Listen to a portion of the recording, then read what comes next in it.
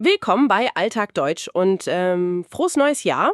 Heute ist der 1.1.2026. Wir wünschen euch allen ein gesundes, glückliches und erfolgreiches neues Jahr. Ja, von mir auch alles Gute. Wir wünschen euch privat ganz viele schöne Momente, Ruhe und Gesundheit. Und für euer Lernen natürlich viel Motivation, Geduld und Erfolg. Das neue Jahr ist ja immer eine gute Zeit, um mit frischer Energie zu starten, oder? Absolut. Und wir machen direkt weiter. Genau, auf unserer gemeinsamen Lernreise. Zur Erinnerung, bis Tag 60 haben wir zusammen das Niveau A2 geschafft. Jetzt sind wir im B1-Level und lernen gemeinsam weiter bis Tag 200. Richtig. Heute ist Tag 82 Teil 1 und wie jeden Tag lernen wir 15 wichtige Wörter, die ihr im Alltag wirklich gut gebrauchen könnt. Und denkt daran, zu jeder B1-Lektion gibt es ja auch das extra Fragevideo zur Mini-Story. Stimmt. Dort antwortet ihr laut und hört dann nach ein paar Sekunden die richtige Lösung. Das ist wirklich super Training. Und für besseres Sprechen nutzt auch heute wieder die Shadowing-Methode. Also Satz hören, kurz stoppen, laut nachsprechen und dann weitermachen. Das hilft wirklich enorm bei der Aussprache. Total. Man wird viel sicherer. So, unser heutiges Thema ist Reisen in Europa. Es geht also um Wörter für Städte, Länder, Transport und typische Reisesituationen. Ah, ein schönes Thema zum Jahresanfang. Finde ich auch. Und bleibt unbedingt bis zum Ende dran, denn dort hört ihr wieder eine längere Mini-Story, in der alle 9 Wörter vorkommen. Perfekt. Dann legen wir doch mal los. Das erste Wort passt direkt zum Start einer Reise. Ja, das ist die Grenze. Auf Englisch Border. Die Grenze. Ein ganz einfacher Beispielsatz ist: Wir fahren morgen über die Grenze. Das ist ja das Tolle am Reisen in vielen Teilen Europas, oder? Man fährt mit dem Auto oder dem Zug und zack ist man in einem anderen Land. Genau, man merkt es oft kaum, weil es meistens keine Kontrollen mehr gibt. Das macht alles so unkompliziert. Stimmt. Und wenn man die Grenze überquert hat, dann ist man dabei. Einzureisen. Das ist unser erstes Verb heute. Einreisen. Auf Englisch. To enter a country. Und die Perfektform ist wichtig, die lautet: Ist eingereist. Zum Beispiel, Sie dürfen nur mit Pass einreisen. Vielleicht können wir kurz den Unterschied erklären zwischen Reisen und Einreisen. Das ist ja nicht ganz dasselbe. Gute Idee. Also Reisen ist das allgemeine Wort. Man ist unterwegs, man reist durch Europa. Aber Einreisen? Das ist der spezifische Moment, in dem man offiziell in ein Land kommt, also die Grenze passiert. Genau. Man reist zum Beispiel nach Italien. Und in dem Moment, wo man die Grenze überquert, reist man in Italien ein. Das ist der offizielle Akt. Und für so eine Reise legt man ja oft eine ziemlich lange Distanz zurück. Das bringt uns direkt zum nächsten Wort. Die Strecke. Die Strecke. Auf Englisch Route oder Distance. Richtig. Ein Beispielsatz wäre: Die Strecke war sehr lang und anstrengend. Oh ja, das kennt wohl jeder, der schon mal länger im Auto saß. Eine Strecke ist also der Weg von Punkt A nach Punkt B. Stimmt. Und da gibt es ja noch ein sehr ähnliches Wort, das aber eine etwas andere Bedeutung hat. Du meinst bestimmt die Entfernung? Genau, die Entfernung. Auf Englisch Distance. Ein Beispiel dafür wäre: Die Entfernung zum Hotel ist nicht groß. Also, was ist da genau der Unterschied? Die Strecke ist der Weg, den man wirklich fährt, die Route. Richtig. Und die Entfernung ist die reine Distanz, also die Zahl zum Beispiel in Kilometern. Ein gutes Beispiel ist die Luftlinie, finde ich. Die Entfernung von Hamburg nach München ist als Luftlinie vielleicht 600 Kilometer. Aber die Strecke, die man mit dem Auto auf der Autobahn fährt, ist fast 800 Kilometer lang, weil man ja Kurven und Umwege fährt. Perfekt erklärt. Und wenn die Entfernung sehr, sehr groß ist, dann ist ein Reiseziel für uns Fern. Das ist unser nächstes Adjektiv. Auf Englisch far oder distant. fern. Zum Beispiel: Sie träumt von Reisen in ferne Länder. Ferne Länder, das klingt immer so nach Abenteuer, oder? Thailand, Neuseeland. Ja, genau. Das sind typische ferne Ziele, für die man lange im Flugzeug sitzen muss, weil die Entfernung eben so groß ist. Richtig. Und ein fernes Land ist für uns meistens auch ein fremdes Land. Das ist unser nächstes Adjektiv. Fremd. Auf Englisch foreign oder strange. Ein Beispielsatz dazu wäre: Ich reise gerne in fremde Länder. Fremd bedeutet ja nicht nur unbekannt, sondern auch, dass die Kultur, die Sprache, das Essen, alles ist irgendwie anders. Aber genau das ist ja oft das Spannende am Reisen, findest du nicht? Eine fremde Welt kennenzulernen? Absolut. Das ist doch der Hauptgrund, warum viele Menschen reisen. Sie wollen Neues sehen, Neues erleben. Und das bringt uns direkt zum nächsten Verb. Das muss entdecken sein. Auf Englisch to discover. Entdecken. Und die Perfektform ist? Hat entdeckt. Genau.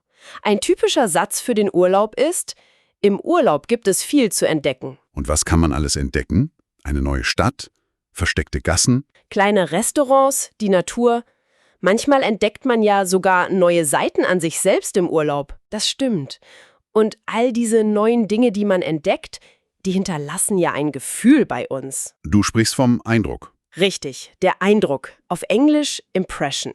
Der Beispielsatz lautet: Der erste Eindruck von der Stadt war super. Der erste Eindruck ist total wichtig, finde ich. Man kommt an einem neuen Ort an und merkt oft sofort, ob man sich wohlfühlen wird. Ja, was macht für dich einen guten ersten Eindruck aus? Puh, für mich sind das oft die Atmosphäre, freundliche Menschen und vielleicht schöne alte Gebäude.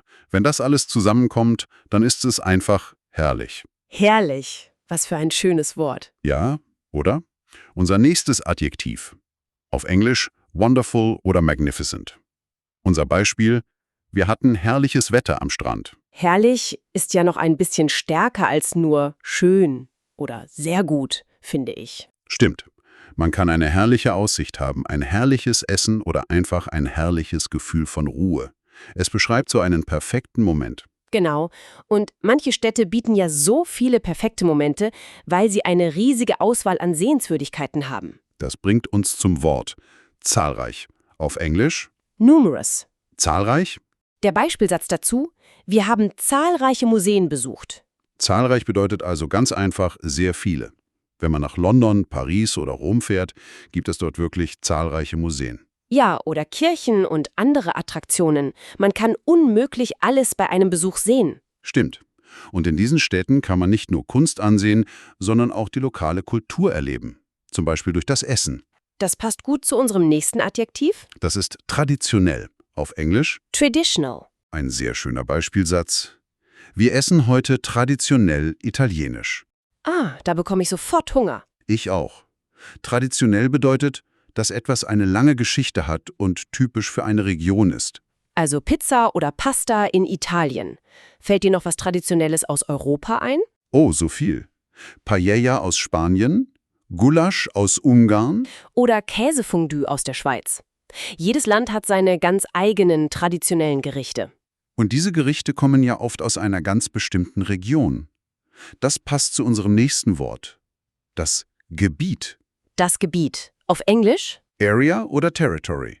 Der Beispielsatz ist: Das ist ein bekanntes Skigebiet. Ein Gebiet ist also eine bestimmte Region, die für etwas bekannt ist.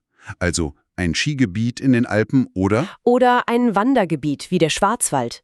Oder ein Weinanbaugebiet in Frankreich. Genau.